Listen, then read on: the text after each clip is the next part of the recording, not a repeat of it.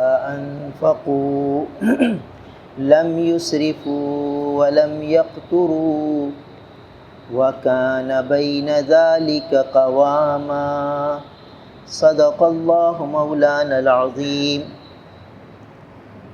میرے محترم بزرگوں اور عزیز بھائی، سورہ فرقان کا آخری رکوع ہے اور اس میں اللہ تعالیٰ کے نیک بندوں کی صفات کا بیان چل رہا ہے، اور اس آیت مبارکہ میں اہم صفت بیان ہو رہی ہے کہ اللہ کے نیک بندے جب خرچ کرتے ہیں تو نہ اسراف کرتے ہیں، یعنی فضول خرچی بھی نہیں کرتے اور بخل بھی نہیں کرتے، کنجوسی بھی نہیں کرتے۔ وَكَانَ بَيْنَ ذَلِكَ قَوَامًا، بلکہ اس کے درمیانی چال چلتے ہیں، اعتدال سے چلتے ہیں۔ ہمارے معاشرے میں بہت سی چیزیں اسراف میں شامل ہیں، مگر اس کی طرف نگاہ نہیں ہے کہ واقعی یہ بھی اسراف ہے، یہ بھی فضول خرچی ہے۔ اللہ کے رسول صلی اللہ علیہ وسلم نے حضرات صحابہ کرام رضوان اللہ تعالی علیہ مجمعین کی عجیب تربیت فرمائی۔ ایک موقع پر فرمایا جس کا مفہوم ہے کہ وضو میں پانی اعتدال سے خرچ کریں، 3 دفعہ ہاتھ دھونا سنت ہے، اگر چوتھی دفعہ ہاتھ دھویا تو یہ اسراف شمار ہو۔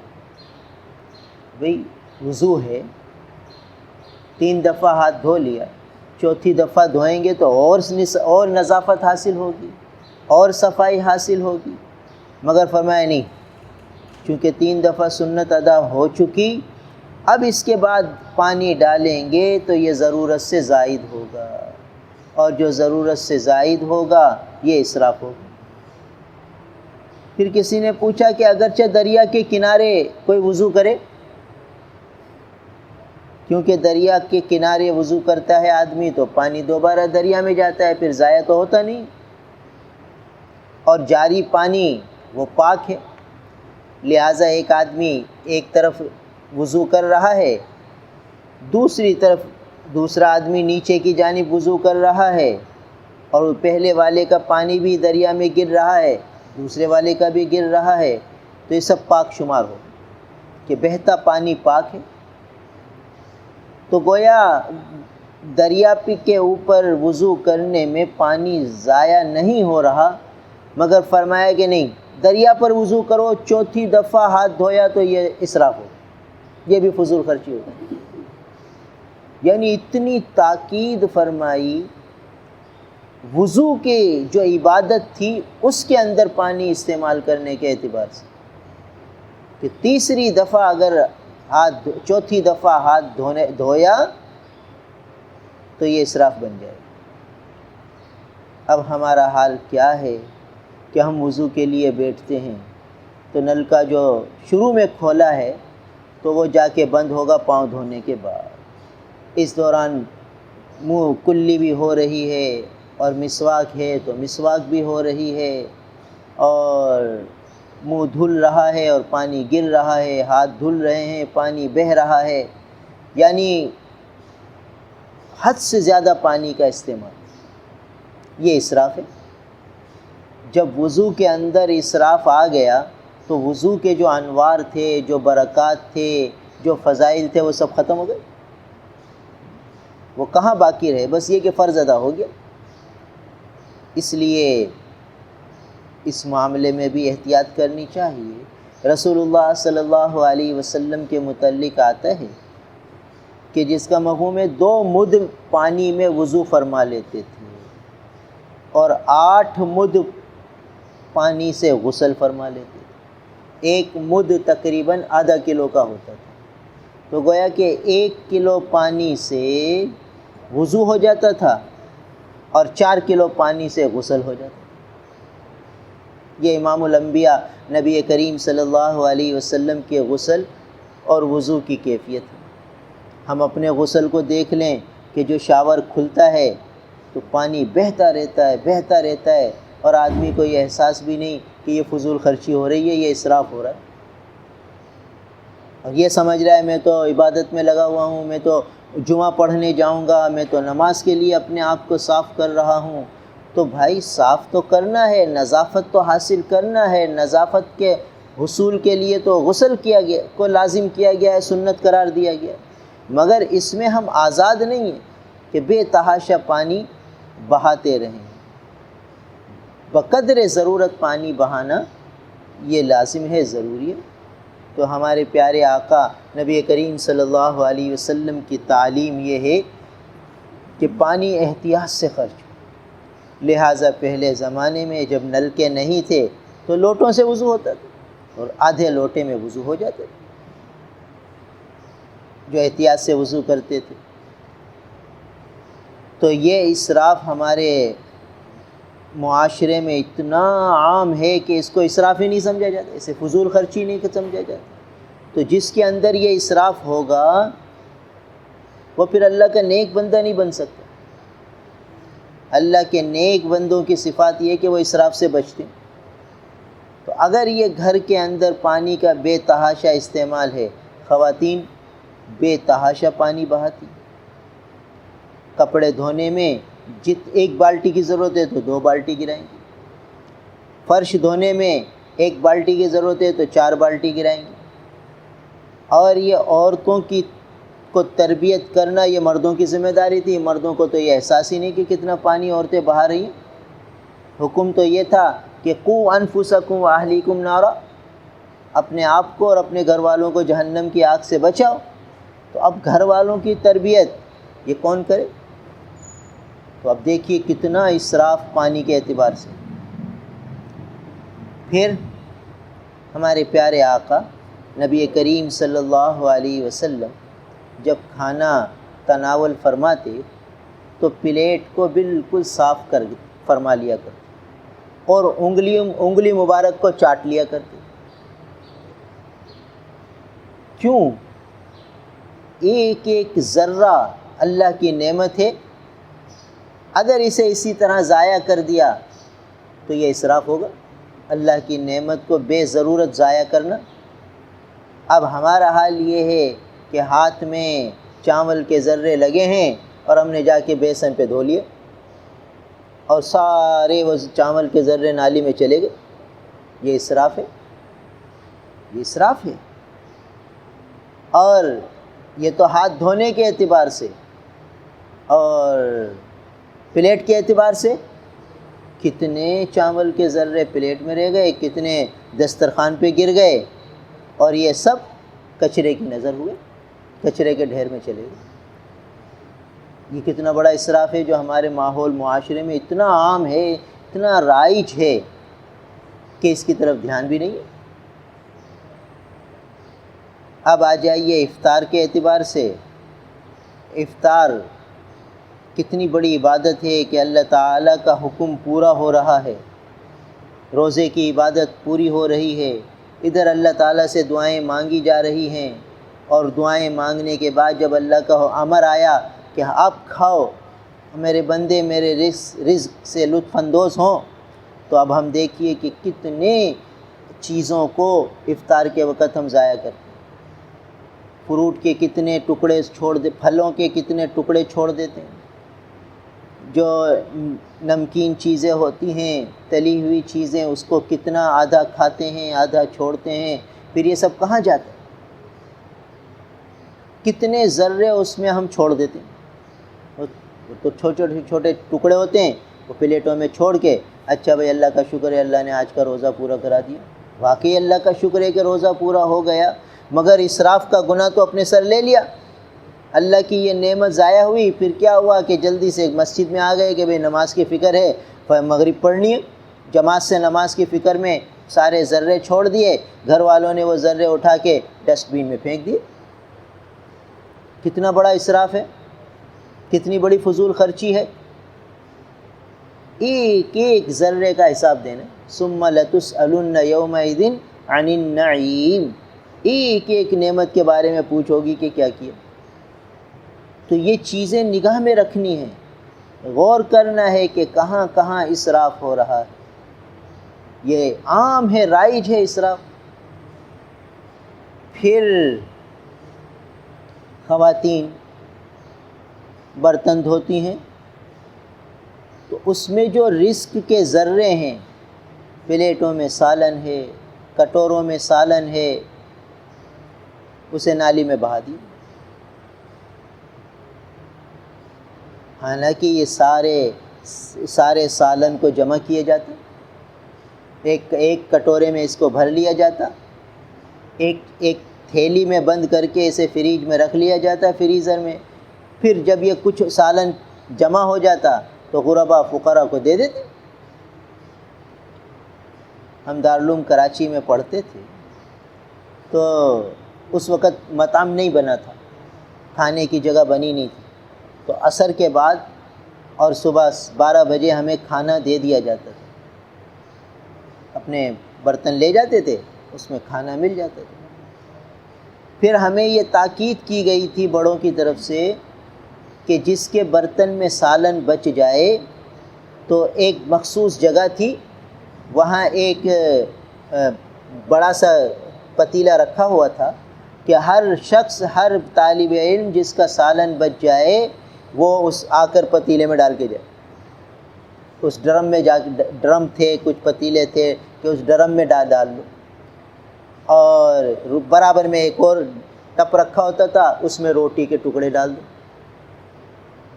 کیا کریں گے؟ وہ اس دارالعلوم میں جو مالی ہوتے تھے، جو غربا فقراء مزدور کام کرتے تھے، پھر وہ روٹی کے ٹکڑے اور وہ سالن گرم کر کے ان کو دے دیا جاتا۔ یہ سکھایا گیا کہ اللہ کے رزق کی اس طرح قدر کرنی ہے، ورنہ یہ ڈرم نہ رکھا جاتا، یہ روٹی سنبھالنے کے طریقے نہ بتائے جاتے تو ہم کیا کرتے کہ سالن پھینکتے، روٹی کے ٹکڑے بھی پھینکتے، اور یہ اللہ کا رزق ضائع ہوتا۔ مگر یہ سمجھایا گیا کہ دیکھو یہ اللہ کا رزق ہے، یہ ضائع نہ ہو۔ تو ایک ایک نعمت کی قدر کرنی ہے، ورنہ یہ اسراف ہے، یہ فضول خرچی ہے۔ پھر دیکھیے چائے پیتے ہیں تو پیالے میں ایک گھونٹ بچا کے چھوڑ، بھائی یہ کس کے لیے بچا کے چھوڑا؟ اب اس چائے کے اندر دودھ ہے، دودھ کیا نعمت ہے، دودھ، اللہم بارک لنا فی وزدنا من، اللہ کے رسول صلی اللہ علیہ وسلم نے دعا تعلیم فرمائی کہ جب دودھ پیو تو کہو اللہ اس نعمت میں برکت عطا فرمائیے اور مزید زیادتی عطا فرمائیے۔ ایسی دولت ہے یہ، ایسی نعمت ہے دودھ۔ اب کیا ہوا، یہ ایک گھونٹ جس میں دودھ ہی دودھ تھا، پھر چینی، کہتے اتنی مہنگی چینی ہو گئی، اتنی مہنگی چینی ہو گئی، چینی کا زیاں کتنا ہو رہا ہے، اسراف کتنا ہو رہا ہے، ہم ہی کر رہے ہیں، ہمارے بچے کر رہے ہیں۔ تو اب یہ جو ایک گھونٹ ہے اس میں دودھ بھی ہے اور چینی بھی ہے، اب یہ ضائع ہو رہا ہے۔ کہاں ضائع ہو رہا ہے؟ نالی میں جا رہا ہے، نجاست کے ڈھیر میں جا رہا ہے۔ یعنی اب ایک گھر میں 4 کپ ہیں، 4 افراد نے چائے پی ہے تو ایک ایک گھونٹ جمع کرو تو 4 گھونٹ ہو گئے، پاؤ کپ بن گیا، یہ پاؤ کپ نالی کی نظر ہو رہا ہے، یہ اسراف ہے۔ یہ گھر کے جو ذمہ دار ہوگا نا اس سے پوچھ ہوگی، جو کما کے لا رہا ہے اور سوچتا ہے کہ بھئی یہ گھر والوں کو کما کے کھلانا عبادت ہے، بھائی ہماری ذمہ داری ہے، یہ بیچارے عیش کریں، کھائیں پئیں۔ بھائی یہ تو ٹھیک ہے کہ یہ کھائیں پئیں عیش کریں، مگر اگر یہ نعمتوں کو ضائع کریں گے تو پوچھ ہماری ہوگی، نگراں کی ہوگی۔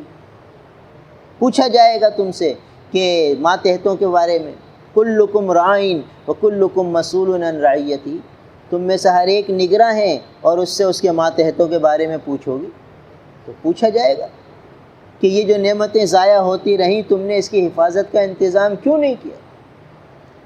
اچھا جناب، یہ اللہ والوں کی زندگی سے بہت کچھ سیکھنے کو ملتا ہے۔ حضرت مفتی اعظم پاکستان مفتی محمد شفیع صاحب رحمۃ اللہ علیہ فرماتے ہیں کہ اپنے ایک استاد سے ملنے گئے، مولانا اصغر حسین صاحب رحمۃ اللہ علیہ سے۔ گرمی کا زمانہ تھا تو استاد نے شاگرد سے پوچھا کہ آم چوسو گے؟ اس زمانے میں چوسنے والے آم آتے تھے، انڈیا کے اندر ہندوستان کا دور تھا۔ کہا استاد جی ضرور چوسیں گے آم۔ تو انہوں نے آم سامنے رکھ دیے، تو یہ طالب شاگرد بھی تھے اور بڑے عالم بھی تھے، آم چوس لیے۔ اب آم چوس کے رکھ دیے دسترخوان پہ چھلکے اور گٹھلیاں. تو پھر شاگرد نے استاد سے کہا کہ حضرت یہ میں پھینک کر آؤں کچرا، دسترخوان اٹھا کے اسے کوڑے دان میں پھینک کے آؤں. تو مولانا اصغر حسین صاحب رحمۃ اللہ علیہ نے پوچھا کہ مولوی شفیع دسترخوان پھینکنے بھی آتا ہے، دسترخوان جھاڑنا آتا ہے؟ تو حضرت اس کو بھی سیکھنا پڑتا ہے. ہاں اس کو بھی سیکھنا پڑتا ہے. یہ جو گٹھلیاں ہیں یہ ایسی جگہ رکھو جہاں سے بچے گزرتے ہیں. تو اس زمانے میں کیا ہوتا تھا کہ آم کی گٹھلی کو سینک کر کھایا جاتا تھا. تو سینکتے تھے اور پھر اس کی گری نکال کے کھاتے تھے. تو کہا ایسی جگہ رکھو جہاں بچے کھیلتے ہیں تو ان کی نگاہ جب اس گری پر گٹھلی پر پڑے گی وہ اٹھائیں گے، سینک کے کھا لیں گے، یہ ضائع نہیں ہوگی. اور یہ جو چھلکے ہیں آم کے یہ ایسی جگہ رکھو جہاں سے بھینسیں گزرتی ہیں، وہ صبح نہانے کے لیے جاتی ہیں، شام کو واپس آتی ہیں تو وہ منہ مار لیں گی، یہ چھلکے ان کے پیٹ میں چلے جائیں. اور یہ جو چھوٹے چھوٹے ذرے گرے ہوئے ہیں روٹی کے اندر سے جو برادہ نکلتا ہے آٹے کا یہ ایسی جگہ جھاڑو جہاں چیونٹیوں کے بل ہوں تو یہ وہاں چلا جائے. یہ ایک استاد اپنے شاگرد کو سکھا رہا ہے. کون شاگرد؟ جو آگے چل کے مفتی اعظم پاکستان بنتا ہے. یعنی ایک ایک نعمت کی قدردانی سکھائی اور طریقہ سکھایا، سلیقہ سکھایا کہ نعمت کی ایسے قدر کرتے ہیں اللہ کی نعمتوں کی. کیونکہ رسول اللہ صلی اللہ علیہ وسلم کی تعلیمات ہیں، ہمارے پیارے آقا نبی کریم صلی اللہ علیہ وسلم نعمت ہر ذرے کی قدر فرماتے تھے. پوری پلیٹ صاف کرتے تھے، ہاتھ مبارک کی انگلیوں کو چاٹ لیتے تھے، پھر ہاتھ دھوتے تھے. تو اب یہ ساری تعلیمات ہمارے نبی نے امت کو پہنچائیں، امت صحابہ کرام نے ہم تک پہنچائیں. اب ہمیں ذمہ داری کے ساتھ اس امانت کو سنبھالنا ہے اور آگے پہنچانا ہے. تو اب کتنے اسراف ہمارے معاشرے میں رائج ہیں، اس کی فکر کرنی ہے کہ ہمارے گھر میں اسراف نہ ہو. یا بے برکتی کیوں آ گئی؟ اللہ تعالیٰ نے تو نعمتوں کی فراوانی کر دی ہے مگر ہمارے پاس ناشکری ہے اور ناقدری ہے. نعمت کی ناقدری ہے، اتنی ناقدری ہے کہ نعمت کتنی ضائع کرتے اور اس کی طرف نگاہ بھی نہیں کہ کتنے ذرے ہم نعمتوں کے ضائع کرتے. اصل میں جب نعمتوں کی فراوانی ہوتی ہے نا تو اندازہ نہیں ہوتا. ہماری تشکیل ہوئی تھر میں. اب تھر کے علاقے میں وہاں بجلی بھی نہیں، پانی بھی کنویں سے آتا ہے. جب بجلی نہیں ہے تو گھروں میں فریج بھی نہیں ہے. تو شب برات تھی تو ساتھیوں نے رات کو سالن بنایا، تھوڑا زیادہ بن گیا کہ بھئی سحری بھی کریں گے. اب خدا کی شان سحری بھی کر لی، پھر بھی سالن بچ گیا. اب شہر ہوتا ہے تو فریج میں رکھ دیتے ہیں کہ چلو بھئی افطاری میں کام آئے گا. اب سارے ساتھیوں کا روزہ، تو ہم نے سوچا کہ اب اس کو کیا کریں، کہاں رکھیں. تو ہم نے کہا کہ مقامی ساتھی سے پوچھتے ہیں کہ یہ لوگ ان کے یہاں جب سالن بچ جاتا ہے تو چیونٹیوں وغیرہ سے حفاظت کیسے ہوگی؟ سالن نیچے مٹی ہے اور ایسی چیزیں تو ہیں نہیں کہ ہم محفوظ کر سکیں چیونٹیوں سے سالن کو. تو ہم نے سوچا مقامی ساتھی سے پوچھتے ہیں کہ بھئی آپ کے گھروں میں سالن بچ جاتا ہے، کھانا بچ جاتا ہے، تو آپ کیسے اس کی حفاظت کرتے ہیں؟ کیونکہ فریج تو ہے نہیں گھروں میں. تو چلا تجسس بھی تھا کہ کیا طریقہ یہ لوگ اپناتے ہیں. تو ایک ساتھی کو ہم نے روکا اور کہا بھئی یہ اگر تمہارے گھر میں سالن بچ جاتا ہے تو تم کیسے اس کی حفاظت کرتے ہو؟ عجیب بات کری. کہا بچتا ہی نہیں. کتنا عرصہ ہو گیا اس گاؤں میں رہتے ہو؟ کہ بچپن سے یہیں رہتے ہیں، بچپن سے آج تک. اس کی عمر تقریباً 30-35 سال تھی. کہ کبھی گھر میں سالن نہیں بچا. 35 سال کی عمر ہو گئی ہے، سالن کبھی گھر میں بچا نہیں ہے. اور ہمارے گھر میں نعمت کی قدر ہی نہیں، ضائع ہوتا ہے. یہ دیکھیے آپ کوڑی کے ڈھیر پر سالن کتنے نظر آتے ہیں، چاول کی کتنے نظر آتے ہیں، تھیلیوں کی تھیلیاں اور بوٹیوں کی بوٹیاں. ایک اندرون سندھ سے سفیر آئے چندہ کرنے کے لیے، تو انہوں نے کہا بھائی کچھ چندہ بڑھا دو، مدرسے میں ضرورت ہے۔ پھر کہنے لگا بھائی تم شہر والوں کے تو مزے ہیں، ہم تو تمہارے کوڑے کے ڈھیر پر دیکھتے ہیں کہ بریانی گری ہوئی ہے اور اس میں بوٹیوں کی بوٹیاں ہیں، اور ہمیں تو مہینوں گزر جاتے ہیں بوٹی دیکھے ہوئے، بوٹی کے لیے ہم ترستے ہیں، اور تمہارے تو کچرے کے ڈھیروں پر بوٹیوں کے انبار ہوتے ہیں، اور ہم حسرت سے انہیں دیکھتے ہیں۔ یہاں ہم شہر میں آتے ہیں چندہ کرنے، تو کبھی کبھی کوڑے دان پر جب دیکھتے ہیں تو بریانیاں بھی گری ہوئی ہوتی ہیں اور اس میں بوٹیاں بھی نظر آتی ہیں، اور ہمارا دل للچاتا ہے، اور ہم مہینوں ہو جاتے ہیں بوٹیاں نہیں دیکھتے۔ اور ہم یہاں دیکھیے کتنا اسراف کرتے ہیں، کتنی بوٹیاں ضائع ہو رہی ہیں، کتنے چاول ضائع ہو رہے ہیں، کتنا اب گرم مسالہ کتنا مہنگا ہے، تیل کتنا مہنگا ہے، چینی کتنی مہنگی ہے۔ اب آ جائیے شربت پر، شربت کتنا ضائع ہوتا ہے۔ اب آ جائیے بوتل پر، بوتل پیتے ہیں تو آدھی بوتل چھوڑتے ہیں، مہمان آتے ہیں تو وہ پاؤ بوتل چھوڑ دی، اب وہ ضائع ہو رہی ہے۔ اس بوتل میں کیا ہے؟ چینی ہے، اللہ کی نعمت ہے، وہ ضائع ہو رہی ہے اور نالی میں جا رہی۔ تو ہمیں قدر ہی نہیں، اللہ تعالیٰ نے ہمیں نعمتوں کے انبار میں رکھا ہے، اس لیے ہمیں احساس نہیں، اور جن کے پاس نہیں ہے ان سے پوچھو، وہ قدر کرتے، ایک ایک ذرے کی، ایک ایک چیز کی قدر کرتے ہیں، کہ ان کے گھر میں سالن 30-35 سال کا آدمی کہتا ہے کہ ہمارے گھر تو کبھی 35 سال سے میں نے نہیں دیکھا کہ سالن بچاؤ۔ تو ہم نے کہا بھائی ہمارے پاس بچا ہوا ہے، ہم کیا کریں؟ تو کہا بھائی اب میری تو سمجھ میں نہیں آتا۔ پھر ہم نے کہا بھائی یہ تم اپنے گھر لے جاؤ، تم استعمال کر لو، ضائع ہونے سے تو بچے، ضائع ہوگا ورنہ، اپنے گھر لے جاؤ یا تم کھا لینا، بچوں کو کھلا دینا۔ دیکھیے یہ حال ہے۔